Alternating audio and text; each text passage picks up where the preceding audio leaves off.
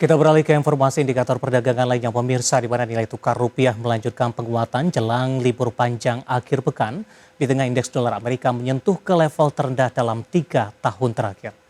Dikutip dari data hingga perdagangan Kamis siang tadi, rupiah menguat di 0,44% di level 16.213 per dolar Amerika, di mana secara intraday sempat menguat ke level 16.192 per dolar Amerika Serikat, di mana sebelumnya nilai tukar rupiah dibuka menguat tipis di 0,03% di level 16.282 per dolar Amerika. Rupiah mampu menguat di tengah kelesuan dolar Amerika Serikat, di mana pada pukul 9 lewat 11 menit waktu Indonesia Barat hari ini, dolar indeks melemah di 0,03% ke 97,475 dan berada di posisi terlemah dalam 3 tahun terakhir. Dolar Amerika mengalami kelesuan di tengah isu pelengseran Jerome Powell dari kursi gubernur The Fed, di mana Presiden Amerika Donald Trump mengungkapkan sudah menyiapkan sejumlah nama pengganti untuk Powell. Langsung saja kita akan update seperti apa pergerakan nilai tukar rupiah terhadap sejumlah mata uang utama berikut ini. Dapat Anda saksikan grafis di layar televisi Anda pemirsa.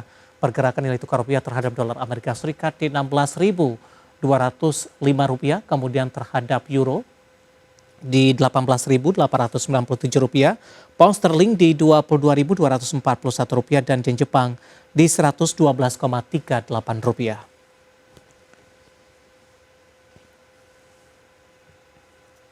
Kita beralih ke informasi komoditas pemirsa. Harga batubara melanjutkan pelemahan di tengah penurunan impor China dan India. Harga emas menguat tipis usai koreksi dalam di atas 1% di perdagangan sebelumnya, sementara harga minyak mentah menguat di tengah penurunan stok Amerika Serikat.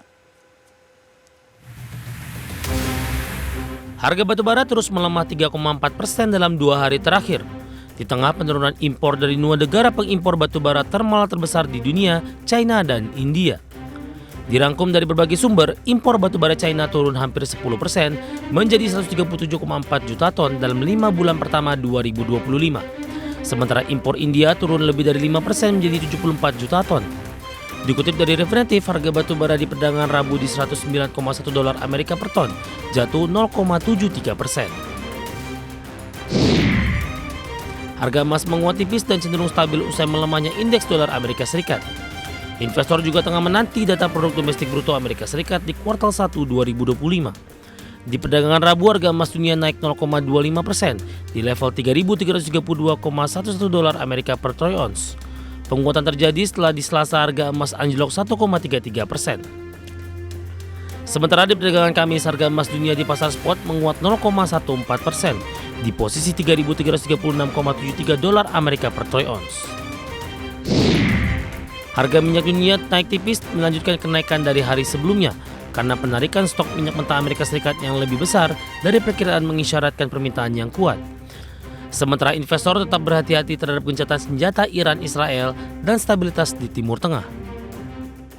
Mengutip investing.com, di perdagangan Kamis harga minyak mentah Brent naik 0,2% di 67,80 dolar Amerika per barrel. Harga minyak mentah West Texas Intermediate atau WTI Amerika Serikat naik 0,3% di 65,12 dolar Amerika per barrel. Berbagai sumber Exchange. Dan seperti apa update terkini pergerakan harga sejumlah komoditas yang berhasil dihimpun oleh tim redaksi kami. Dapat Anda saksikan grafis di layar televisi Anda pemirsa, di mana minyak WTI menguat di 0,79% di level 65,40 dolar Amerika per barrel. Nikel menguat di 1,02% di 15.209 dolar Amerika per metric ton. Emas menguat di 0,36% di level 3.355 dolar Amerika per troy ounce. Sementara CPO kontrak September 2025 menguat di 0,55% di level 3.987 ringgit Malaysia per tonnya. Terima kasih untuk Anda yang masih bergabung bersama dengan kami, dan selanjutnya kami akan mengajak Anda untuk menyimak topik pilihan yang berhasil dihimpun oleh tim redaksi kami, di mana investor asing terpantau keluar dari pasar saham Indonesia dalam 6 hari perdagangan terakhir dengan aksi jual bersih mencapai 6,76 triliun rupiah. Selain dibayangi tensi geopolitik, analis pasar modal menyebutkan pelaku pasar juga bersikap wait and see terkait kemungkinan pemangkasan suku bunga The Fed dan mencermati perkembangan negosiasi perdagangan menjelang tenggat waktu pada awal Juli 2025. Investor asing terus keluar dari pasar saham Indonesia dengan mencetak jual bersih dalam 6 hari perdagangan berturut-turut sejak 18 hingga 25 Juni 2025. Berdasarkan data Bursa Efek Indonesia, jual bersih atau net sell investor asing sepanjang tahun berjalan 2025 hingga Rabu 25 Juni mencapai 55,23 triliun rupiah. Lebih rinci, investor asing konsisten membukukan net sell dalam 6 hari perdagangan terakhir. Data menunjukkan nilai akumulasi net sell pada periode 18 hingga 25 Juni 2025 mencapai 6,76 triliun rupiah. Adapun pada perdagangan Rabu 25 Juni, indeks harga saham gabungan ditutup di zona merah dengan koreksi mencapai 0,54% ke level 6.832. Pada perdagangan Rabu, investor asing gencar melangsungkan jual bersih mencapai 1 triliun rupiah di pasar reguler. Net sell investor asing terbesar tercatat di saham BBCA mencapai 503 miliar rupiah. Disusul saham BMRI dengan net sell 358 miliar rupiah dan saham PGEO sebesar 58,37 miliar rupiah. Terkait dinamika pasar akhir-akhir ini, Head of Research Mirae Asset Sekuritas Indonesia, Ruli Aryo Wisnubroto mengatakan, pasar berhati-hati karena investor masih bersikap wait and see, menantikan kemungkinan 2 kali pemangkasan Federal Funds Rate tahun ini dengan pemangkasan 25 basis poin ke 4,25% diantisipasi pada September. Selain itu, perhatian pasar kembali tertuju pada negosiasi perdagangan menjelang tenggat waktu 9 Juli 2025. Pelaku pasar memperkirakan tenggat waktu tersebut akan diperpanjang, mengingat Kongres Amerika Serikat juga tengah mengupayakan pengesahan rancangan anggaran fiskal pada periode yang sama. Berbagai sumber IDX Channel. Dari topik pilihan kita beralih ke informasi emiten pilihan pemirsa di mana PT Indika Energi Tbk atau INDI dapat kucuran utang jumbo senilai 2,1 triliun rupiah yang bersumber dari sindikasi perbankan. Di mana transaksi ini dilakukan untuk mendukung upaya transisi perseroan dari bisnis batubara. Dikutip dari keterbukaan informasi Bursa Efek Indonesia, PT Indika Energi Tbk atau INDY mengumumkan telah menandatangani fasilitas pinjaman multi currency senilai 203 juta dolar Amerika dan 2,8 triliun rupiah atau senilai total 6,1 triliun rupiah dengan kurs JISDOR di 16.292 per dolar Amerika. Manajemen menjelaskan pinjaman ini bersumber dari sindikasi perbankan yang terdiri dari PT Bank Mandiri Persero Tbk, PT Bank Negara Indonesia Persero Tbk, PT Bank DBS Indonesia, dan PT Bank UOB Indonesia.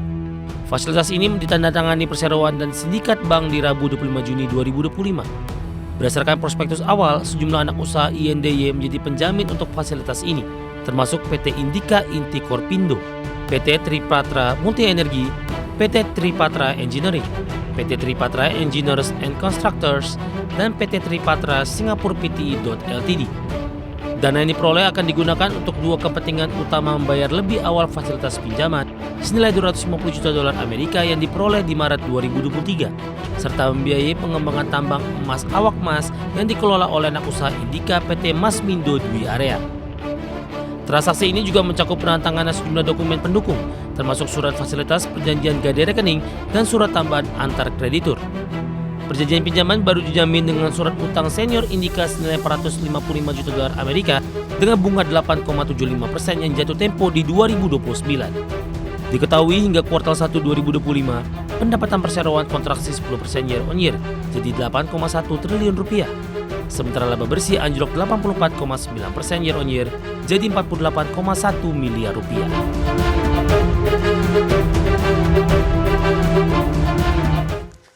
Dan pemirsa, secara teknikal di sepanjang perdagangan hari ini saham INDI lebih cenderung bergerak fluktuatif tapi lebih cenderung mengalami tekanan pemirsa.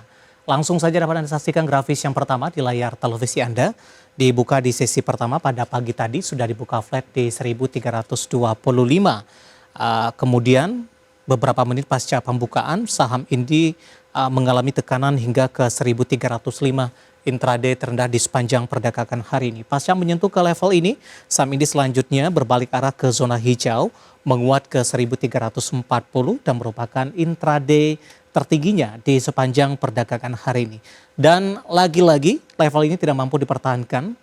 Posisi INDI berbalik arah kembali ke zona merah di penutupan di 1.320 dan tekanan semakin dalam di 1.315 rupiah per sahamnya. Saat ini bergerak flat di 1.325.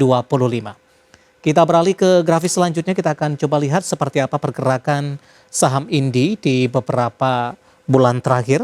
Sempat mengalami tekanan yang cukup dalam di perdagangan April, merupakan koreksi dalam waktu trading halt. Kemudian bangkit kembali ke 1.400-an dan saat ini bergerak di level 1.300-an pemirsa. Intraday dalam 6 bulan terakhir tertinggi di 1.750, tepatnya di perdagangan 16 Januari. Di akhir November ini sempat bergerak di 1.395, menguat di 1.435 dan di pertengahan Januari di 1.750. Dari sisi valuasi dengan beberapa indikator yang ada pemirsa, kita akan coba lihat dari posisi price to earning ratio-nya ada di kisaran di 36,03 kali, PSR-nya di 0,21 kali, PBV-nya di 0,35 kali dan PCFR-nya di 3,36 kali. Ya, kombinasi secara fundamental, teknikal dan juga dari sisi valuasi dan semoga bisa menjadi salah satu referensi untuk Anda. Kita akan jeda kembali dan tetap di tempat Anda. Setelah ini kita akan review jalannya perdagangan di sepanjang hari ini, di mana indeks harga saham gabungan di tengah net sell asing yang sedang berlangsung dalam 6 hari terakhir. Sampai saat ini IHSG masih mampu bertahan di level 6.800-an. Kami akan segera kembali sesaat lagi.